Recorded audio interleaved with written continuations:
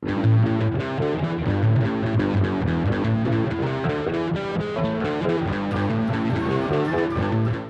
everyone, and welcome to another Dwarven Tavern review.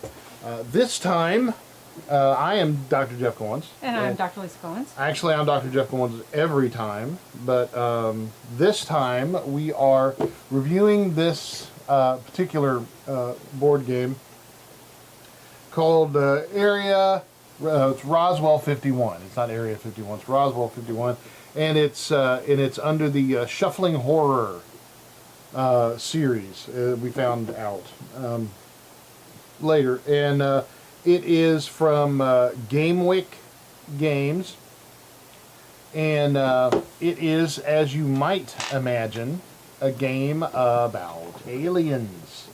And at least that's what we thought, because when we looked at this game to begin with, I was very excited because Area 51, aliens.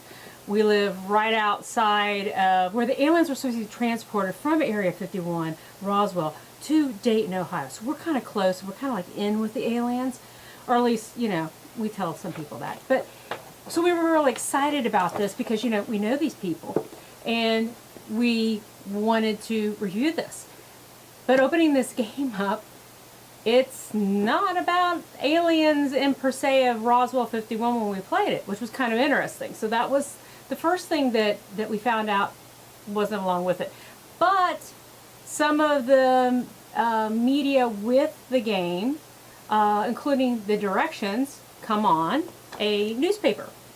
Yeah, it's actually the whole concept of it, as you can see here, and here, it looks like the Roswellian Star,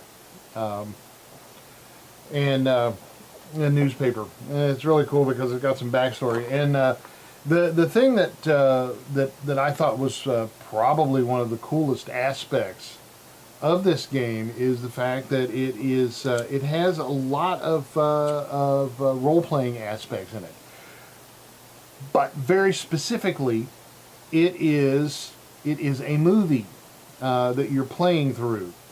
And as you can see, hopefully you can see here, there are 4 reels of the movie, and the way this is set up, it's set up like an old-fashioned drive-in, which I miss going to the drive-in a lot. Yes, and we do have a local drive-in. We do have a drive-in locally. Yeah, so if you ever want to come to a drive-in, we have one in Hamilton, and we also have one on the other side of Cincinnati. So if you guys are interested. So the way the game is set up is you have a director, which when we played it, I was the director. And he is basically against the players. He is trying to play, he's playing the side of the aliens. And he puts these cards up on screen of the drive-in. And each reel has a number of cards. And the cards consist of things like dynamite and your gun rays. Then you have your character cards, which could be your robot. Those are your survivors. Your rancher. You know, stereotypical people in the games. Yeah, and it's all very B, and it actually says it on the. Yeah, it's very B. Very B movie sci-fi. Right. And so you've got the rancher, you've got the librarian, the coroner. So if you're very much into the black and white, the noir, the older style movies, the B movies, not the A movies, you're going to really like this game because that's the way it's set up. And basically it's set up into 4 reels, so it has 1, 2, 3, 4 reels, and then the pop-ups down there. Jeff, you can grab those and point those out. Yeah. It has where you can actually have a whole bunch of tokens. These are all pop-out tokens. And so it has the tokens for 1, 2, 3, and 4, and so you can say, keep track of where you're at in the movie, which as you get into 3 and 4, you will need that because it does take a lot of time to play this movie. Now it says, that the movie takes, that's down here at the bottom, yeah. Okay. Ages 14 and up. It takes about 75 minutes on the average, and it goes from 3 to 13 players. And of course, you know, we were learning the game at the time, so it took us about, what, 3 hours? It took about 2 hours, basically because we were reading over the cards, reading over the game, trying to figure out, there's no quick play rules with this. It's all put into the newspaper, so you got to read through the newspaper, figure out which cards they're talking about. One of the things that we did notice was the board, some of the areas that are lined out for the cards, they're there and they speak about it, but sometimes there's no place for certain cards. We really didn't, the turning point and the lost stand areas, they kind of around the survivor, there's no real place to put them. And then the coin pieces, there wasn't really any place to put some of the other pieces that were in play. It was almost like this board was originally thought out, but then when clarification of the instructions came out, some things were missing. So this was a very expensive board to make. As you can see, it's huge. It does fold up into 6 pieces, so it's not something that's cheap to manufacture, so we can understand why they might have done that. The interesting thing was, once we did get started playing, they're saying 75 minutes.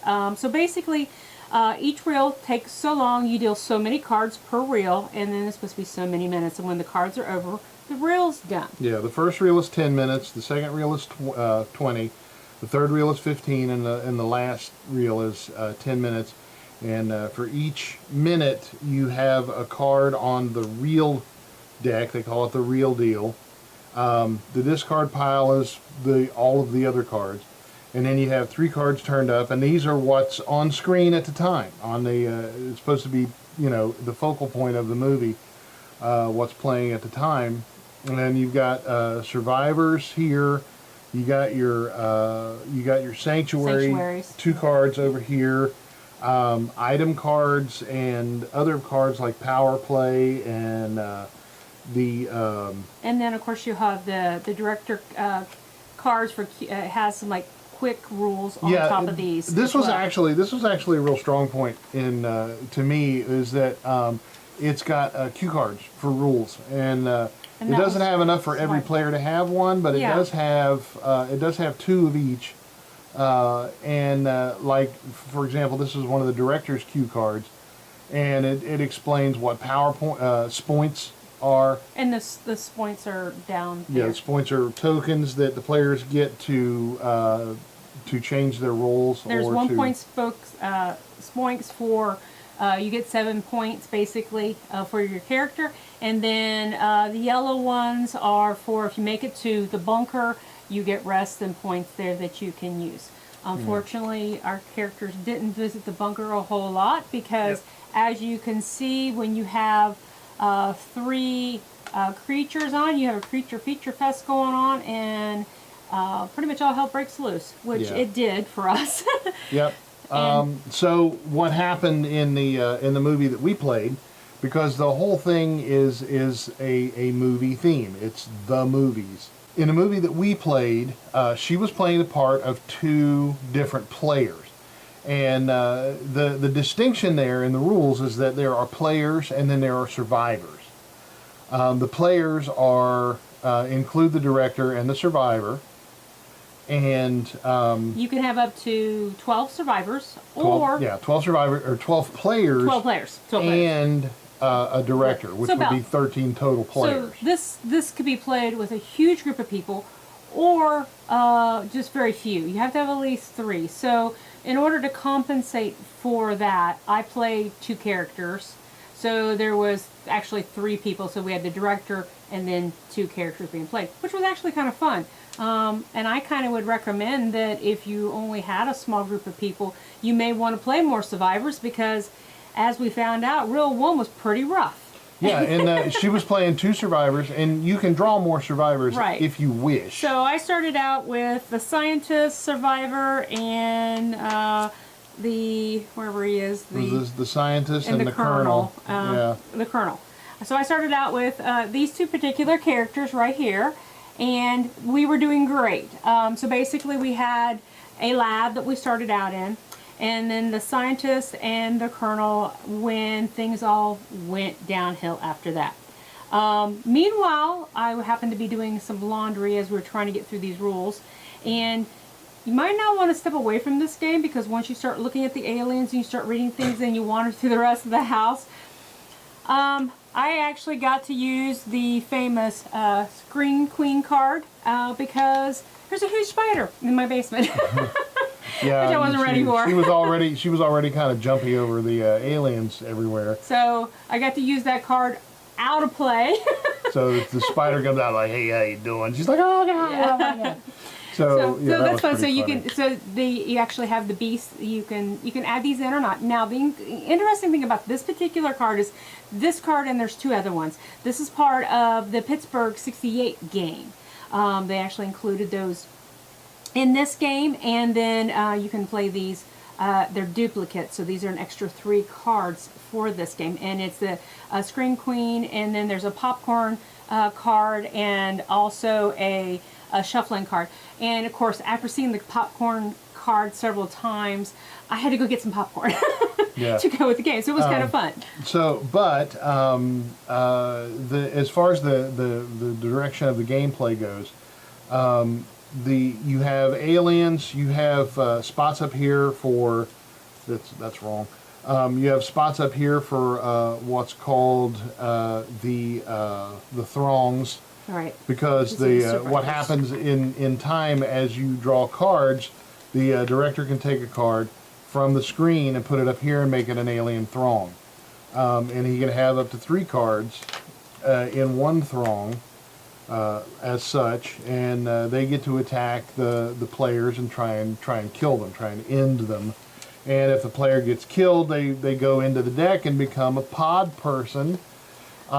Because this game adds, it adds as many aspects of all of the old 50s movies into one game as possible. So basically what happened was we started out with the classic scientist and the colonel. Everybody knows that the colonel is always upset because and it actually says on his card here down at the bottom where the planes weren't off the ground and they were incinerated. So he already has beef like most colonels would. And if you do a little research on Google and you ask, you can actually find out the name of the colonel who spoke after Area 51, if you're interested in that. A little backside stuff there. It was just a weather balloon. Yeah, and then of course the scientist. There's always a scientist, and as usual, the scientist died first and kept coming back. Yeah, I mean okay, so the rules themselves, there are a total of 17, 19, 21 pages. 21 pages of rules, which is not small. Yeah. And it's not huge, but it's a considerable amount for a board game. And there are some rules here and some rules here. They don't cover them all. And then the cards also have rules too. So it can get very lengthy with the rules. It can get lengthy to learn. That first investment of time, like I said, was for us was like 3-4 hours. Mm-hmm. But the rules, in my humble opinion, the rules are very well written. They're very easy to learn. It's like the thing about computers. You know, there's a million different things to know about computers, but it's all very simple, very simple things, and that holds true for this game. The rules are very simple and straightforward, but there's just a lot of them. Right. So you know that initial investment of time. I can't wait to get a bigger group of people personally and play this again because it could be hysterical fun. Because it was really cool, because one of the things that they stress the most in this game is to use your imagination and be as descriptive as possible cinematically speaking. So while you say like at one point in time her character, the whack, this one, which is not like she's whack, but totally like Woman's Air Corps. Woman's Air Corps. She came into the Real 2. She came in and Real 2, which was after the colonel and the scientist had been killed. She came in and kicked asses and took names, and she found a flamethrower and she killed so many aliens. But there was a point when I would roll, and maybe I didn't hit the roll, so it was like, well, you know, she ran out of fuel for a flamethrower, and that wasn't in the rules. It wasn't in the game, but you make it up because that would explain it cinematically. Right. So the game really encourages that, and it made it a lot of fun. So if you like role playing and you're not really crazy about rolling up characters, you would love playing the Survivor parts of this game. Now, one of the interesting things about the Survivor is, which when we played the first reel, and I was only playing one character, I was playing the scientist, and the scientist bit it real fast. She basically attacked some spores, and it was game over. She lost her next round. So if I was one of the 12 players that was playing, I would have been out. So the game compensates for that.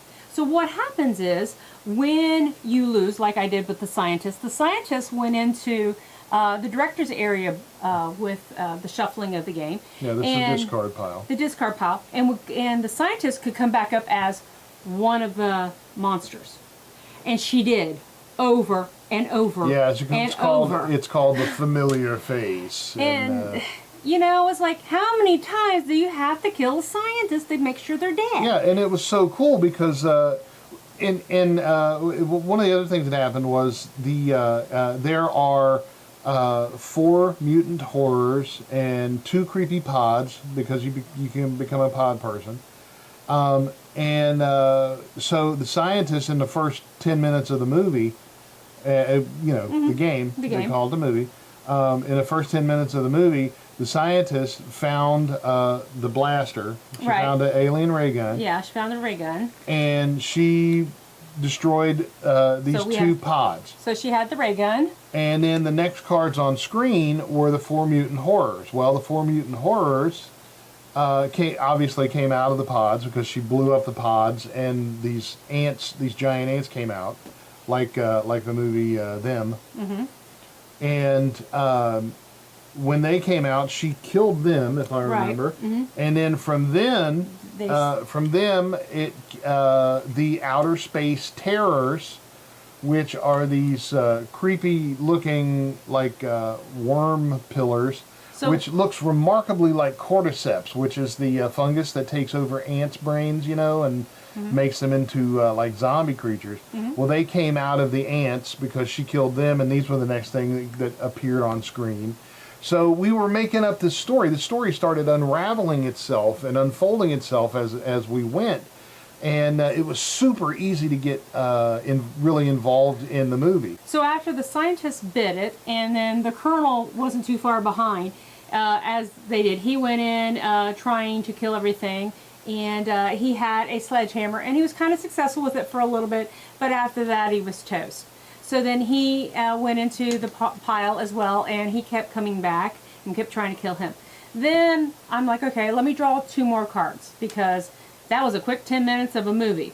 So when we went into reel 2, we drew, it's more cards, it's 20 cards, and then I drew the whack and the scout. So the story went, well, how did these people end up on this in the lab area? Well, of course the scout, he ended up getting the sledgehammer that his dad had, who was the colonel, obviously, and that's the reason why he's lanky and he's real smart, but he doesn't have skills. That whole father-dad thing. So you played into that, and of course, scouts, they're real nosy into everything, but they can't carry anything, so you got this 50-pound sledgehammer, and he can't swing it. Totally useless. And then we had the whack, who obviously, well, this is the sister to the scientist. Well, she's also the aunt, so that's why she would protect him. It makes perfect sense, So she comes across some of the most important things, which is a tank of flamethrowers, and then she also picked up a shotgun, which proved not to be so much. When I missed rolls, like, I'm out of ammo. That makes perfect sense. Or there were several times where, the fire flamethrowers didn't work. Well, out of gas. Mm-hmm. So have to go back and recharge and do something. Then, that brought up connotations of The Thing. When Kurt Russell was trying to kill the dude in the rec room when they were all tied up on the couches, and it was out of gas. I was like, oh my god. Yeah, and also just like The Thing, when the guy came back, who looked just like the guy, but his earring was missing. he was the thing. So we kept having these characters respawn. Yeah, the Colonel came back. They destroyed an egg, and or one of the pods, and one of the pods burst open, and it was the Colonel, and she shot him with a shotgun, didn't kill him, and obviously because he was an alien creature from then on, and it was just. Then you started having up in here. You can have just rows and rows and rows and rows of aliens, and we were getting plenty of rows of aliens. We were running out of points or spoints, as you want to call them. One of the things that we could... Points is for survivor points. Correct. And the clarification of we only had two weapons. It was like, could we drop one or not? And I was like, well, you know what, for the sake of the movie, Sparky over here, the scout, he's like not able to lug this sledgehammer around. Guess what he just found? An alien artifact. Now he's something great. He also ended up going to the bunker and picking up some dynamite. Now dynamite has a different set of rules. It does come with some of the punch out cards over there, and you can blow all 4 sticks of dynamite at once or one at a time. And of course you have to roll for, oh wait a minute, not that piece of die, but but you also have the director's die and the survivor dice here. So you would go ahead and roll. So we picked out dice for the director, dice for us, and then you would have to roll based on your points and things here compared to your character. This was a limited card, and unfortunately the scout was pretty useless with it. So it made for interesting talks about how we had explosions, and of course because of the spores, and later on found out because this particular card here with the flamethrower was missing a lot, or maybe they were just immune to fire, and fire is what spread the spores, and that's the reason why we had this alien outburst. And the story just grows from there as you add the cards in. Because if you saw the movie The Girl with All the Gifts, it's a relatively recent zombie movie. It was based on a human strain of cordyceps, which I thought was funny because the fire actually spreads the cordyceps spores. So, and also, I mean, it just ties in so many. It utilizes the concepts of so many different sci-fi flicks. And as you know, spores do have a hard crust. They are hard to break down, and some are resistant to fire, and some, like the forest fires out west, we have to have a forest fire in order for the seeds to release to repopulate the trees.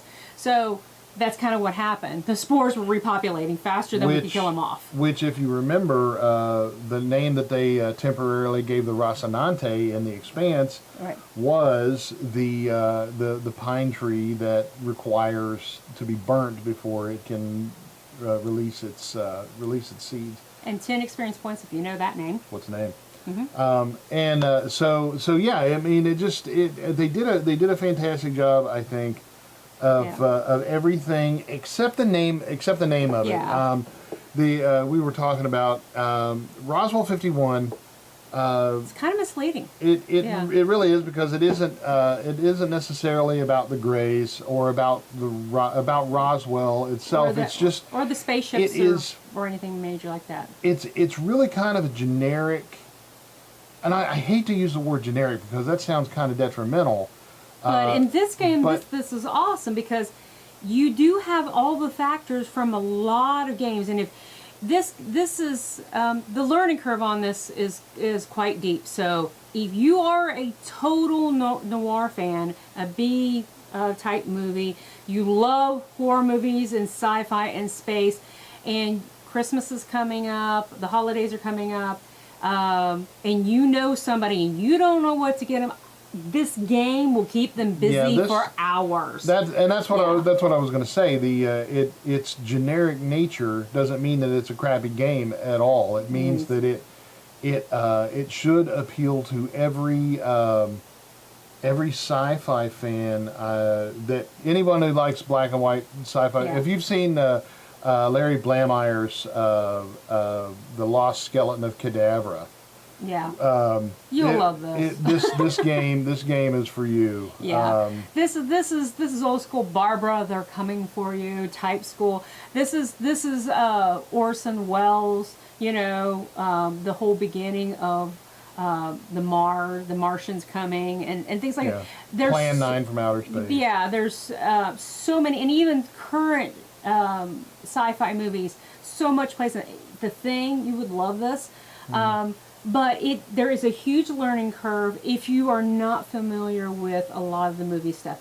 If you loved role play, but you just don't want to sit around and roll something up, this is a great game for. Let you get the guy or lady who always wants to be the dungeon master. Let them be the director, or you've got the person who knows about movies and can spin a good yarn. Let them be the director and play the survivors and see how long you can survive. Yeah.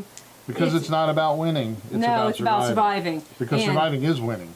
And so what happened in our movie was the first 10 minutes, we lost 2 characters. The end of the first 10 minutes was a huge explosion, which set off the spores. Reel 2 was more combat, where we had 2 more characters that were brought in. And then we had the 2 previous characters that kept reappearing, and the new characters had to kill them off. And we got to Reel 3, where we had to we had all these aliens and monsters and creatures and things. So it was a creature fest, and the creatures were winning bad. We were doing everything. They were hitting us. We were losing points. And just it was horrible. And then we get to the very last reel, and it's like it's down to the whack, and she has the shotgun and the flamethrower, and she's trying to take out as many as she can. For some reason, she got found out there's a little bit more juice in the canister, and she went for a big flamethrower and everything. And then, of course, we're starting to fade out of the movie, and then you're starting to realize that she's infected. She got infected because she had done an autopsy on the scientist, and it wasn't smoke, it was spore spreading. And she had to roll, and she made her roll, but unfortunately, the bad guy, the Overlord, shows up at the end. Game. Yeah, fade out, fade to black. So it was very dramatic, and there could be a sequel. Could be a sequel. We don't know if she completely transformed. We don't know if she killed the Overlord. We don't know if the Overlord killed her. We just have to come back and play it again for a sequel to the movie, which is kind of cool. So if you had a series of characters or you had favorite survivors, you could play it over and over. It actually makes you want to roll it up like in D20 Modern or Pathfinder Modern, the new Pathfinder or whatever. And you could the actual characters. It's a lot of Inception where you could add this into other games, or let's say you're trying to write a paper, you want to be a movie person, and you just kind of need some help learning the ropes. This is something that you would want to do. The terminology in the paper. In here, it does some of it, and it does show you how to lay out the board and everything. But the information in here, it does mention a lot of movie stuff that if you're not familiar with movie lingo, like the clacker, which is and it tells you what scene is being taken, and that's usually for the piecing of the behind the scenes of the movie and stuff. So it has some of that information. So if you actually had a clacker at your house or some movie props, you could actually go reel 1, take. So and when it's time to begin, the director actually says action. Yeah. And that's when the game starts. So I mean or you can say cut if you need a pee break or something. Right. There are some advanced rules that we didn't really get into because we were just learning the game, of course. But upon reading them, it looks really cool. I had a great time. Can't wait to play it again. It did take longer to play than the rule state. I would say if you were not a novice, the 75 minutes is a lot longer.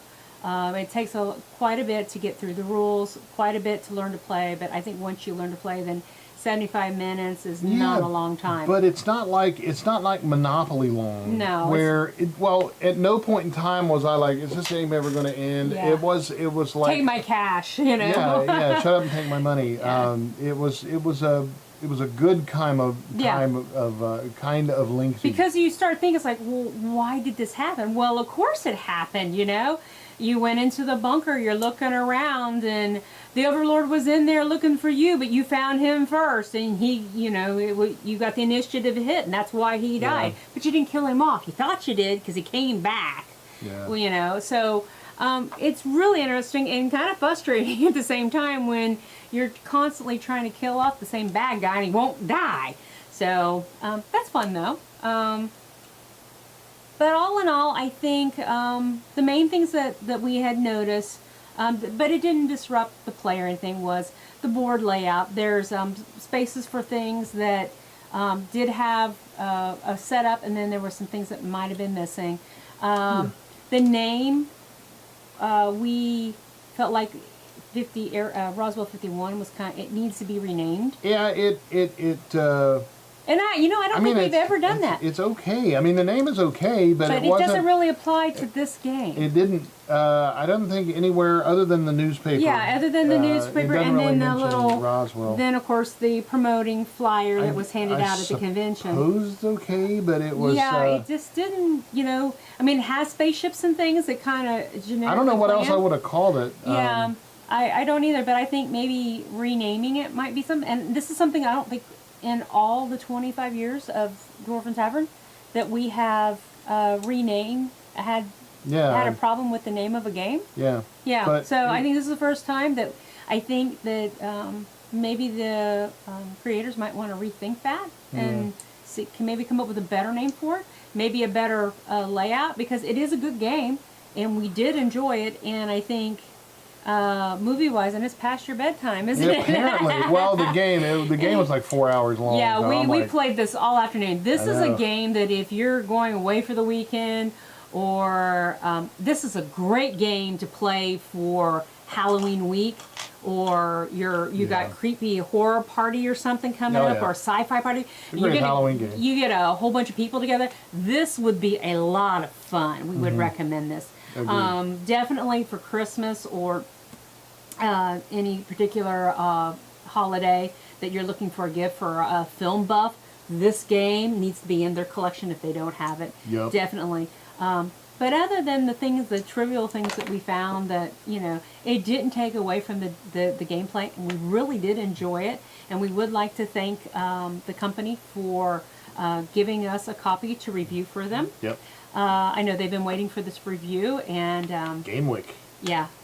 So you want to contact them, look them up online, get a copy of the game, and definitely enjoy it. Yep. And doesn't hurt to have some popcorn to go with it. Absolutely. So I'm going to give this game I think 4.5 axes for me, because it's the name is weird. It's just weird. It's not bad. It certainly doesn't detract from the game. It might give you. It's a little misleading when you. It may give you the wrong idea of what the game is about. Right. But it does. it is about aliens. So I don't know. I mean. It definitely.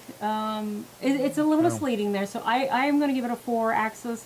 I think it's worth getting and playing. But you're going to be disappointed if you think you're playing with little gray men or something like that, or women. You know. Little gray women. Yeah. I guess that's where the little gray babies come from. So. Right. Yeah. Little spore pods, so. Yeah. Don't know. So, I highly recommend the game. I think it's great. Yeah. Cool. So, I think on that note, we're gonna take our leave. On behalf of the entire cast and crew of the Dwarven Tavern, I am Dr. Jeff Goins. And I'm Dr. Lisa Goins. And this was Roswell 51 from Game With Games. And remember that we wish for you to want for nothing but adventure. And at first I feared it, then I charged. Thanks for watching, and we'll see you next time.